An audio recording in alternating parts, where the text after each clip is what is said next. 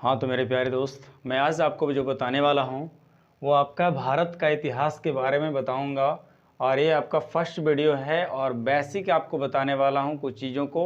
और यहाँ से मैं हिस्ट्री को स्टार्ट करूँगा और सारी चीज़ों को मैं बताने का कोशिश करूँगा। दी एंड तक मैं बताऊँगा।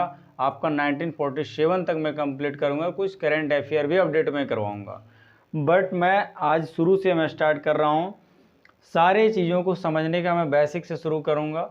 तो सबसे पहले मैं भारत का जो इतिहास की चीज़ें हैं मैंने बताया। सबसे पहले आज जो बताने वाला हूँ वो आपका जो माउंट एवरेस्ट है, ये माउंट एवरेस्ट से लेकर के ओशियन लैंड तक साउथ की तरफ आप जाओगे तो हिमालय से लेकर के समुद्र की जो तो फैला हुआ जो रीजन है, मैं इसको भारतवर्ष के नेम से जाना जाता था। ये चीज़ें मैं कहता भी हूँ भारतवर्ष। ये भारतवर्ष जो नेम आता है, ये भारतवर्ष मुझे कैसे पता चला, तो ये महाकाव्य जो हमारे देश का होता था, बहुत सारे जो धार्मिक हमारे ग्रंथ है, तो ये महाकाव्य और पुराण जो हमारे पास जो मिला है, इस पुराण ये दोनों में हमारे जो भारत है इसको भारतवर्ष के नाम से जाना गया। और इस भारतवर्ष को उपमहाद्वीप भी कहा गया। इतना बातें आप ध्यान रखेंगे। और यहाँ पे रहने वाले जो भी निवासी आए उसे भारतीय कहा गया। और ये महाकाव्य और पुराणों में भारतवर्ष लिखा हुआ है। और भारतवर्ष को यहाँ के लोगों ने बाद में उपमहाद्वीप और यहाँ के निवासियों को भारतीय बोला गया। प्राचीन भारतीय अपने देश को क्या बोला करते थे, तो जम्बू द्वीपे भी बोला करते थे। जम्बू द्वीपे का या जम्बू द्वीप बोला जाता था, जिसमें जम्बू द्वीप का मीनिंग ये होता है कि जामुन मीन्स जामुन का जो, अब यहाँ पे बहुत सारे जामुन का वृक्ष उस टाइम में हुआ करता था, जिसके कारण इसे जामुन का वृक्षों का देश बोला गया, जिसके कारण बहुत सारे लोग इसे जम्बू द्वीप भी बोलते हैं।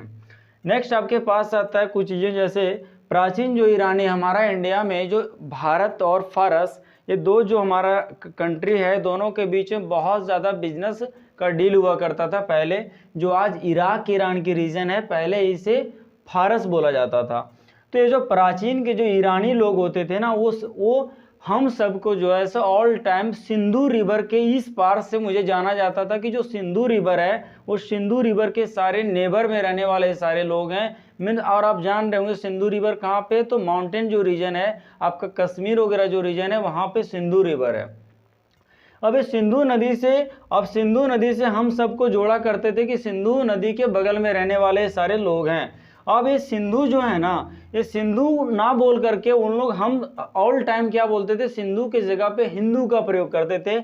और इसलिए ये सिंधु ना बोल करके ये सारा जो हमारे ये जो रीजन है इसको पहले हिंदुओं का प्रदेश बोला गया।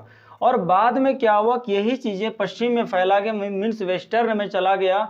और यूनानी लोग इसे बोला करते थे इंदे। वो सारे इनको जो यहाँ पे ईरानी लोग सिंधु बोला करते थे, सिंधु ना बोल करके वो हिंदू बोलते थे।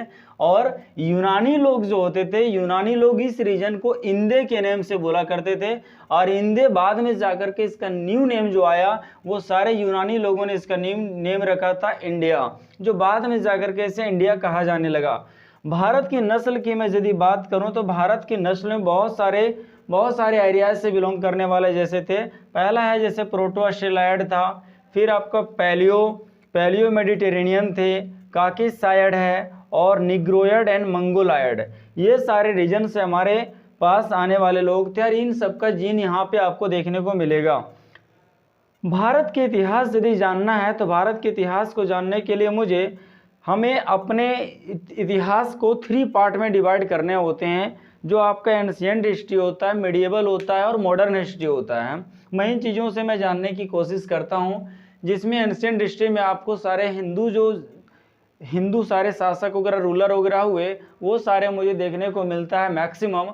और आप आओगे यही मिडिएवल में आओगे तो आपको मुस्लिम इन्वेंटर वगैरह मिलेंगे, मुस्लिम रूलर वगैरह, एम्पेयर वगैरह, ये सारे मिलेंगे। और आप मॉडर्न में आएंगे तो आपको फिर ब्रिटिश का यहाँ पे टाइम पीरियड आ जाता है। तो यहाँ की मैं बात करूँ तो मुझे यदि इतिहास जानना है तो सबसे पहले मुझे एक जैसे प्राचीन इतिहास है, मध्य है और आधुनिक है, ये इतिहास मुझे जानना होता है। अब इसका सबसे पहले जो विभाजन किया गया, सबसे पहला जो डिवाइड किया गया हिस्ट्री को 3 पार्ट में डिवाइड करने का थ्योरम जो आता है, वो सबसे पहले एक जर्मन पर्सन होता है जिसका नाम होता है क्रिस्टोफस। ये क्रिस्टोफस सेलियरस नाम का पर्सन ने 1638 टू 1707 1638 से लेकर के 1707 ईस्वी की बात है, इस समय इन्होंने क्रिस्टोफस सेलियरस ने ही बताया था कि जो यदि दुनिया के हिस्ट्री को भी जानना है तो मुझे 3 पार्ट में डिवाइड करने होंगे, एक एंशिएंट में, एक मिडिएबल में और एक मॉडर्न में, ताकि मैं हर चीज़ों को अच्छी तरह से समझ पाऊँ। एक चीज़ मैं बता दूं दोस्तों कि जो उत्तर भारत की जो हमारा नॉर्थ जो रीजन है, नॉर्थ रीजन में मैक्सिमम लोग जो आए ना वो यूनानी लोग थे, इराक ईरान से लोग आने वाले थे, इसलिए वहाँ पे यदि आप जाओगे तो मैक्सिमम आपको नॉर्थ जो रीजन है यहाँ पे इंडो यूरोपीय जो लैंग्वेज है इसको बोलने वाले मैक्सिमम आपको देखने को मिलेंगे। और वही आप साउथ में आ जाओगे, साउथ इंडिया में, तो आपको देखने को मिलेगा द्रविड़ लोग। और इस टाइम पीरियड में एंशिएंट में बात करूं, एंशिएंट और मिडिएबल की, तो उस टाइम पीरियड में मैक्सिमम इसकी मेजोरिटी थी और हमारा साउथ रीजन में द्रविड़ भाषा बोलने वाले लोग ज़्यादा थे। और जो नॉर्थ रीजन है उसमें आपको इंडो यूरोपीय लोग वहाँ पे रहते भी थे बहुत सारे, और उनकी लैंग्वेज मैक्सिमम यूरोपियन लैंग्वेज आ चुके थे।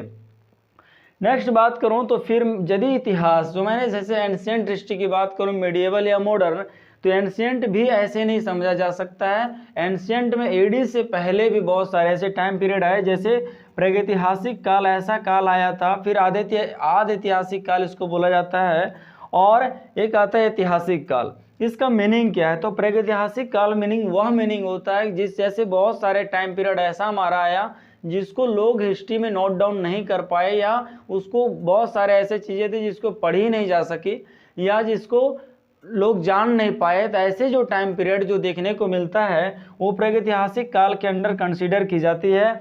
और ये जो है सो टाइम पीरियड इसका माना जाता है, ये माना गया टाइम होता है जो मानव की उत्पत्ति जो हमारे अर्थ पे होती है। ऐसे मानव की उत्पत्ति की बात किया जाए तो मानव की उत्पत्ति पूरी अफ्रीका में माना जाता है कि अफ्रीका रीजन में पूरी ऑल ओवर वर्ल्ड में सबसे फर्स्ट मानव की वहाँ पे बर्थ हुआ था।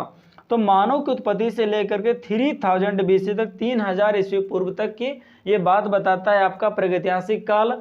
और आदि ऐतिहासिक काल एक ऐसा काल होता है जिसमें क्या होता है ना कि कुछ हिस्ट्री तो मुझे पता चल पाती है बट कुछ ऐसी चीज़ें होती है जो पता नहीं चलती है, मीन्स पाटली की बात करता है। तो ये आदि ऐतिहासिक काल जो होता है ना दोस्त, ये 3000 BC से लेकर के इसका टाइम जो है आपके पास है वो 5वीं शताब्दी तक है। आप 5th सेंचुरी तक की आप इसको जान सकते हो। और 5th सेंचुरी के आफ्टर क्या होता है, उसके बाद हमारे पास जो टाइम पीरियड आता है वो ऐतिहासिक काल का आता है। ऐतिहासिक काल मीन्स यहाँ पे वह काल कहने से है कि हर चीज़ों को नोट डाउन की जाने लगी, मीन्स हर चीज़ों को बताया जाने लगा और लोग इसको पढ़ पाए, समझ पाए, और हर घटनाएं को, हर इवेंट को लिखी जाने लगी।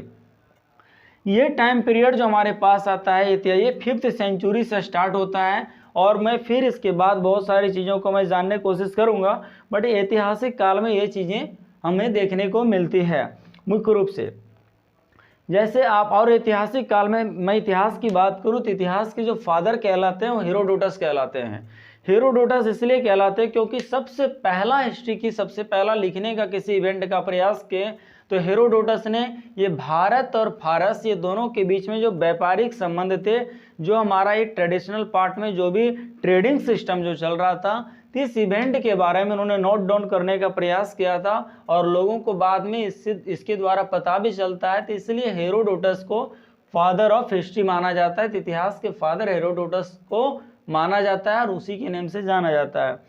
तो दोस्तों आज इतना ही। मैं नेक्स्ट वीडियो में आपको और भी चीज़ें, मैं ये प्रागैतिहासिक काल और आदि ऐतिहासिक काल और ऐतिहासिक काल का मैं बात बताऊंगा। तो इस वीडियो में इतना ही। Thank you so much.